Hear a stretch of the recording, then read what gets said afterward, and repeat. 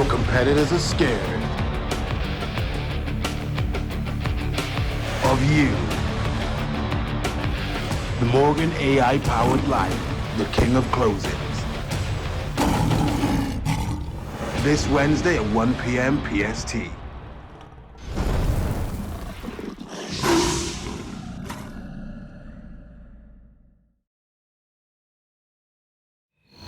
Welcome to The Interest. I'm Katie Jensen. The mortgage industry remains volatile as we wait for the housing market to settle in. And that means we continue to see layoffs, as we reported this week on PacWest Bancorp laying off 200 at Civic Financial as part of a restructuring. And now Wells Fargo is cutting off hundreds of jobs as it shutters its correspondent lending operation. The barrage of layoffs can have mortgage professionals reconsidering their careers. Our own Mike Savino tells us the pain isn't over, but you can also take steps to be ready if you suddenly find yourself without a job.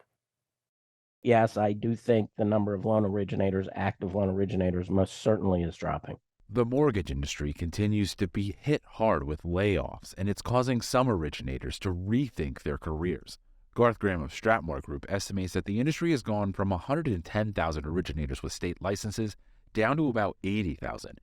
And it seems like there isn't relief in sight as companies look to downsize, pivot, or even merge. We're at that inflection point when the external pressure for entities to do something. Graham estimates that in 2022, we saw 50 mergers and acquisitions, and this year that number could be 60. And that doesn't account for companies who restructure or go out of business. As volume tumbles, companies are forced to figure out how to cover their fixed costs. People are fighting over, with very, very small margins, over every single deal.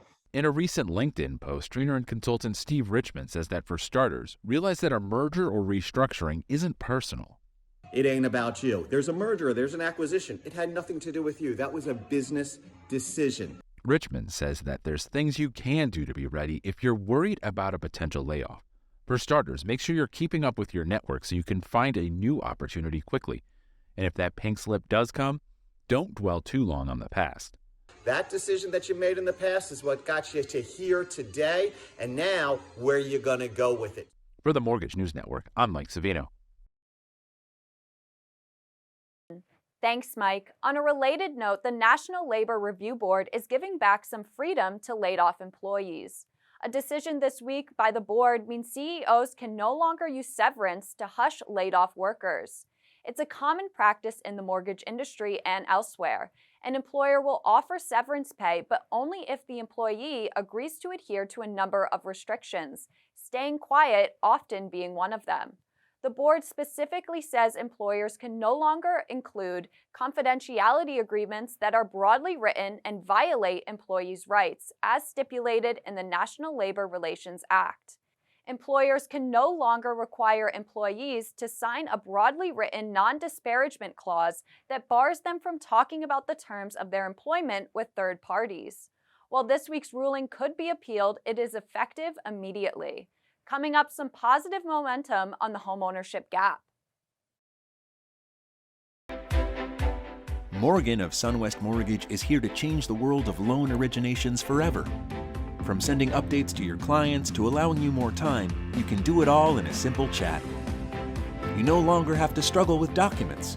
All you need to do is select the files and upload them, and they're submitted in an instant along with your loan file. With Sunwest, your true home is always within. Welcome back. The racial homeownership gap has remained stubborn over the decades, but a new report is highlighting some signs for hope. Black and Latino homeownership rates during the pandemic increased faster among Black and Latino families than other groups. And it seems young, highly educated buyers are a main driver. That's according to the Urban Institute. The Institute study also noted that millennials, the largest and most diverse generation, is finally playing a bigger role after years of waiting. Ownership rate among Black households rose by 2%, and the figure was 2.5% for Latino families. Meanwhile, white homeownership rose by only 1% during the same period. Still, the Urban Institute says policymakers and mortgage professionals need to tap into this momentum and continue closing the gap. Some ways to do this include targeting down payment assistance programs to first-time homebuyers, having special purpose credit programs for neighborhoods of color, relying on rental payment history for credit decisions, and targeting rate buydowns to low-income borrowers. You can read the full report at nationalmortgageprofessional.com. We'll be right back with what else is interesting today.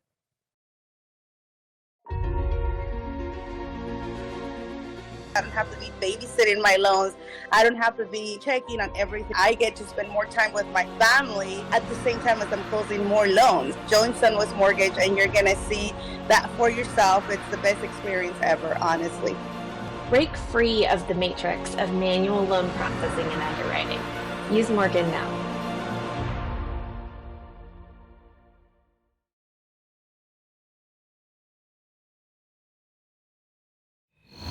Welcome back. Here's what else is interesting today. Unfortunately, we have more signs that inflation is not going away. The Personal Consumption Expenditures Price Index for January was 5.4%, significantly higher than the expected rate of 4.9%.